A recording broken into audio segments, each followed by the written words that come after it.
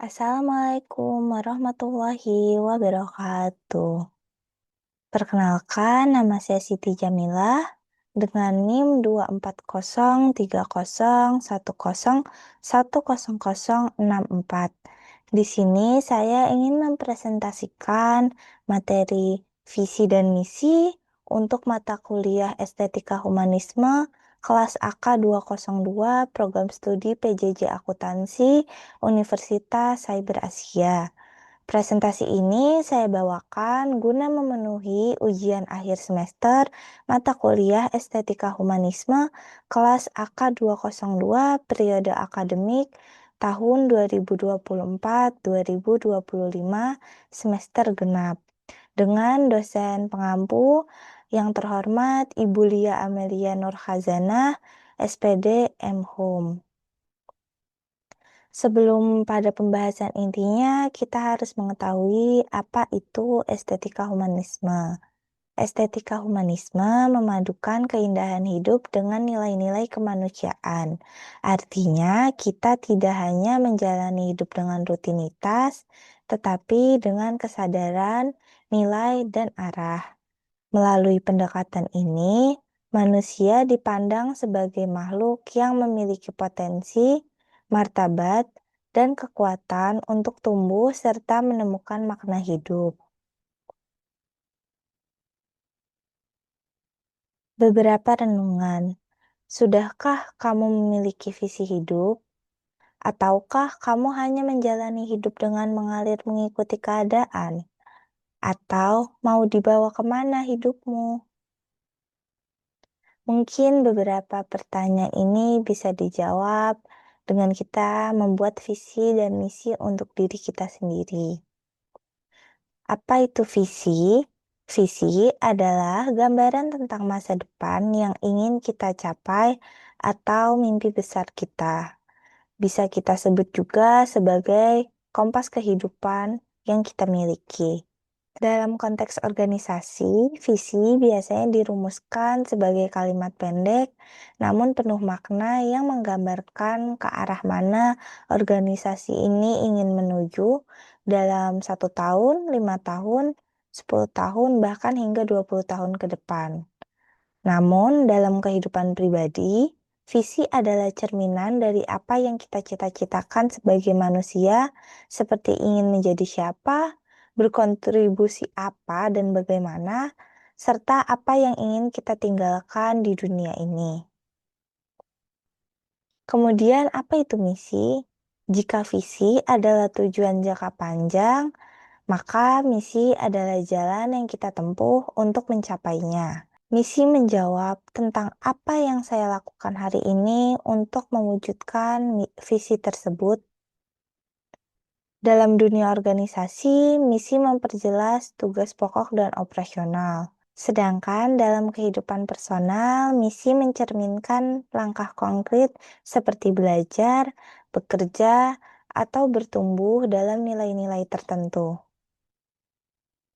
Kemudian ada perbedaan visi dan misi.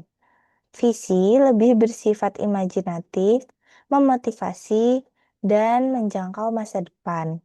Sedangkan misi bersifat praktis, realistis, dan berorientasi pada saat ini.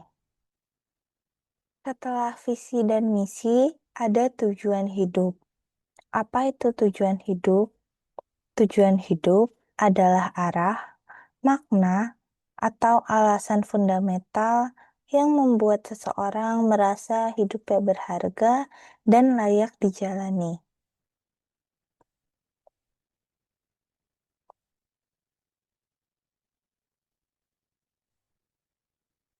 Ciri-ciri tujuan hidup yang sehat adalah tujuan hidup itu bermakna bagi diri sendiri dan orang lain, selaras dengan nilai dan keyakinan pribadi, fleksibel atau bisa tumbuh bersama pengalaman, kemudian memberikan motivasi jangka panjang, dan tidak selalu besar tapi bermakna.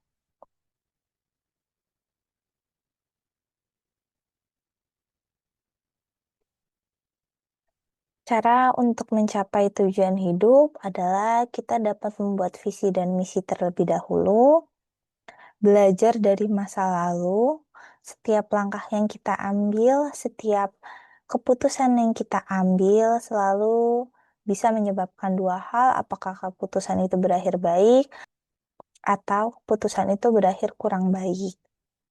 Dan dari setiap pelajaran yang telah kita lalui, kita bisa belajar dan berhati-hati untuk tidak mengulanginya kembali. Lalu, hargailah setiap proses, bukan hasilnya saja. Setiap proses yang kita corehkan adalah selangkah demi selangkah untuk mencapai tujuan kita. Kita tidak bisa menuntut untuk langsung mendapatkan hasil yang baik. Pasti dalam setiap proses kita akan selalu ada hal-hal yang belum maksimal, tetapi itu adalah kerja keras kita. Kemudian, kelilingilah diri dengan lingkungan yang positif, baik dari pertemanan, tempat belajar, karena kita pasti akan terpengaruh dengan lingkungan yang ada di sekitar kita. Misalnya teman-teman kita itu seperti apa, kita akan mengikutinya. Walaupun tidak semua orang, tapi biasanya ketika kita berada di lingkungan pertemanan yang baik, anak-anak rajin dan suka menolong, pasti kita akan mengikut arus kepada hal-hal yang baik pula. Tapi jika teman kita mungkin kurang baik, memiliki kebiasaan yang seharusnya tidak patut ditiru, walaupun kita tidak mau, tapi perlahan-lahan kita dapat terbawa arus kepada hal-hal yang tidak baik itu pula. Kemudian jangan terlalu ambisius dan tetaplah realistis. Kita boleh memiliki mimpi yang tinggi, tapi tetap pertimbangkan apa yang harus kita tanggung. Kemudian kuatkanlah spiritualitas dan makna. Bagi saya mungkin yang seorang umat beragama, umat Islam, bagi saya segala tujuan yang ingin saya capai harus berbarengan dengan hal-hal spiritual dengan beribadah, baik berdoa, sholat, bertawakal, dan selalu berhusnuzon pada takdir yang ada. Apa sih pentingnya mempunyai visi dan misi? Dalam studi psikologi seperti yang dikemukakan oleh Viktor Frankl, manusia tidak bisa hidup hanya dari materi atau rutinitas. Yang ia cari adalah makna hidup. Manusia mampu bertahan bahkan dalam penderitaan, asal ia tahu untuk apa ia bertahan. Visi dan misi memberikan struktur makna yang memungkinkan seseorang menjalani hidup dengan arah, harapan, dan dedikasi. Jadi, semisal saat menjalani hidup, kita sempat tersandung atau terjatuh, jika ada visi dan misi, kita punya alasan untuk bangkit kembali, alasan untuk mendapatkan apa yang ingin kita capai. Psikologi humanistik dan makna hidup. Pendekatan Dalam pendekatan psikologi humanistik yang dipopulerkan oleh Abraham Maslow dan Carl Rogers, menekankan bahwa manusia memiliki kebutuhan mendalam untuk aktualisasi diri. Berarti menjadi versi terbaik dari diri kita sendiri dengan cara yang benar dan bermakna. Kebutuhan ini tidak akan bisa dipenuhi tanpa arah. Tanpa visi dan misi, aktualisasi diri hanyalah slogan kosong.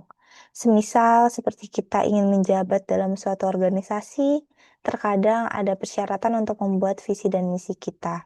Tapi jangan jadikan visi dan misi yang kita buat hanyalah pajangan dan tidak dilakukan. Dengan visi dan misi yang ada, baik untuk menjalankan cita-cita diri atau cita-cita organisasi, itu benar-benar harus diterapkan agar kita dapat dengan lurus mencapai apa yang kita inginkan. Nilai-nilai dalam makna hidup itu ada experiential values, nilai dari pengalaman dan merasakan, Creative values, nilai dari mencipta atau berkarya. Attitudinal values, yaitu nilai dari bersikap positif terhadap penderitaan. Visi hidup kita akan berakar pada salah satu atau kombinasi dari ketiga nilai ini. Misalnya, seseorang mungkin memiliki visi menjadi seorang guru inspiratif atau creative values. Kemudian ada juga orang yang ingin menjadi pendengar yang hadir dengan kasih untuk orang lain, yaitu experiential values. Atau seorang pasien yang menguatkan keluarganya untuk tidak menangisi dirinya atau menangisi penyakit yang dia derita, yaitu attitudinal values. Dimensi spiritual sangat penting dalam menyusun visi dan misi. Dalam konteks humanisme religius, seperti yang diungkapkan oleh Bastaman 1995, makna hidup tidak selalu terlihat jelas, tetapi dapat ditemukan melalui refleksi, pengabdian, dan spiritualitas. Agama bisa memberikan struktur nilai yang membantu individu menemukan tujuan, bukan sebagai doktrin, tetapi sebagai cahaya pemandu dalam menghadapi realitas kompleks. Di sini ada contoh visi dan misi milik saya sendiri yang saat itu saya buat pada tugas makalah estetika humanisme sebelum UTS. Itu ada visi saya, yaitu menjadi wanita independen yang dapat menyejahterakan diri sendiri dan orang-orang tersayang. Misi yang dapat saya lakukan untuk mencapai visi tersebut adalah menjalani kewajiban ibadah dalam setiap keadaan, menyelesaikan pendidikan dengan nilai yang memuaskan, menjalani pekerjaan di bidang keuangan dengan work-life balance, kemudian juga bercengkrama dengan orang-orang tersayang. Yang pertama, menjalani kewajiban ibadah. Saya sebagai seorang muslim menyadari bahwa hidup yang saya jalani saat ini tiada lain atas kehendak Tuhan Yang Maha Esa, Allah Subhanahu wa taala. Dan sudah menjadi kewajiban bagi diri saya untuk menjalani ibadah-ibadahnya. Kemudian untuk menjadi wanita independen, saya yakin latar belakang pendidikan dan ilmu itu sangat penting untuk saya dapatkan. Maka dari itu sekarang saya sedang menempuh pendidikan di Universitas Cyber Asia dan saya ingin mendapatkan nilai-nilai yang memuaskan atau nilai-nilai yang baik. Kemudian saya ingin menjalani pekerjaan yang tentunya saya tertarik dengan bidang keuangan seperti yang saat ini sedang saya jalani. Saya ingin dengan tepat dapat membagi waktu untuk saya bekerja, untuk saya belajar, dan untuk saya beristirahat bersama keluarga. Kemudian bercengkrama dengan orang-orang tersayang. Seperti visi saya sebelumnya, saya ingin menjadi orang yang dapat menjadi tempat bersandar untuk orang-orang yang saya kasihi. Dengan itu, dari sekarang sampai detik ini pun, saya selalu menjaga silaturahmi atau komunikasi yang baik dengan orang-orang yang saya kasihi. Kemudian dari visi dan misi itu juga terdapat tujuan hidup saya.